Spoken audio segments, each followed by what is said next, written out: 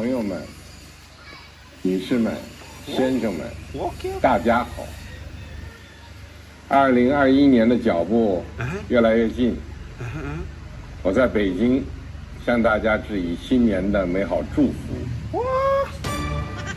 2020年是极不平凡的一年。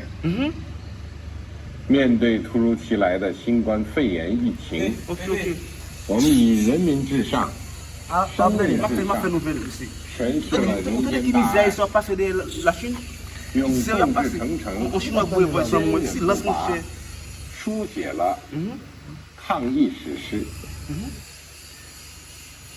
在共克时艰的日子，有逆行出征的豪迈，有顽强不屈的坚韧，有患难与共的担当，有英勇无畏的牺牲，有守望相助的感动。从白衣天使到人民子弟兵，从科研人员到社区工作者，从志愿者到工程建设者，从古稀老人到90后、00。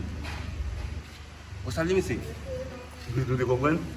Nous comprenons? Bon, eu vou explicar no madame Skim de Não vai comprender, não.